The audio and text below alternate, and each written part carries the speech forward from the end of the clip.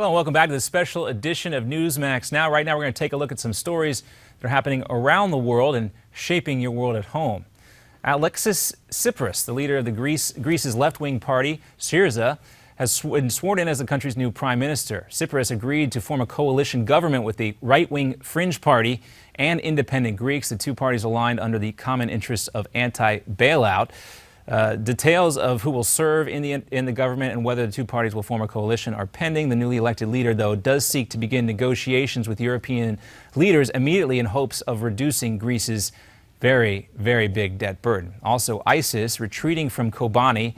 Earlier today, this town we told you so much about in Syria, the U.S.-led airstrikes have paved the way for Kurdish soldiers in a bloody siege that ended with the Kurdish flag mounted high on a hill in the town that borders Turkey. In September, Islamic State fighters forced their way into Kobani after capturing surrounding villages located just a few miles from the Turkish border.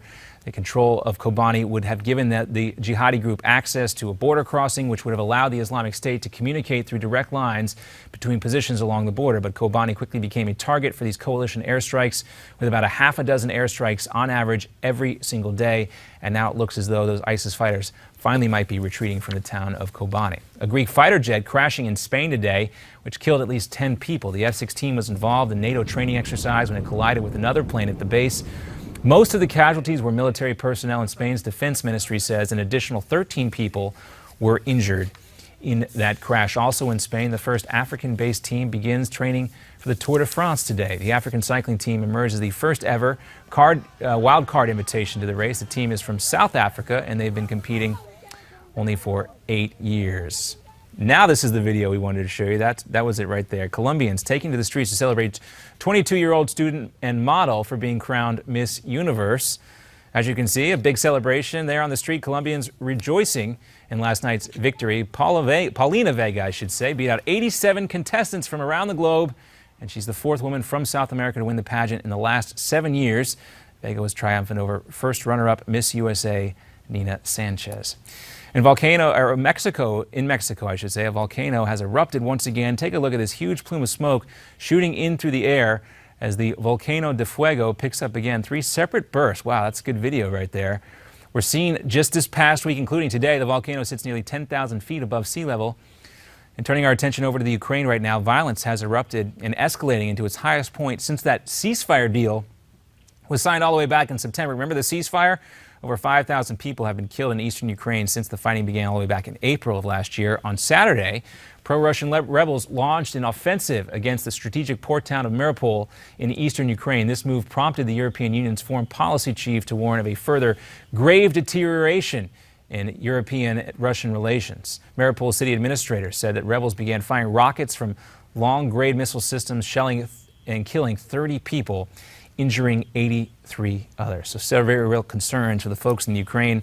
And also today, news concerning Russia. Financial ratings agency S&P said on Monday it had cut Russia's sovereign credit rating to below investment grade. The move comes as the nation's currency, the ruble, continues to tank along with the former Soviet republic's fossil fuel-based economy. Russia in some real economic trouble. And despite all the recent turmoil with Russia, once upon a time they were actually our allies who helped bring down Nazi Germany. And tomorrow marks the 70th anniversary of the liberation by the Soviet army of the Nazi concentration camp Auschwitz. I am an Auschwitz survivor. My father's name, Moshe. Cannot believe that I'm here. Can't believe it, I'm strong enough. Okay. I cannot tell you. Too bad. Is it enough? The 70 years. Now, earlier this year, we talked about the 70th anniversary of the D-Day invasion this summer. This, of course, the liberation of Auschwitz coming a few months after that. And to see these survivors showing up to mark the 70th anniversary, to see them so emotional, gives us chills. And you remember the words in reference to the Holocaust, never again. Important to remember that on anniversaries like this one, the 70th anniversary of the liberation of Auschwitz. Powerful memories for those folks there, powerful for all of us. True hero is anybody who survived and is willing to go back and face that.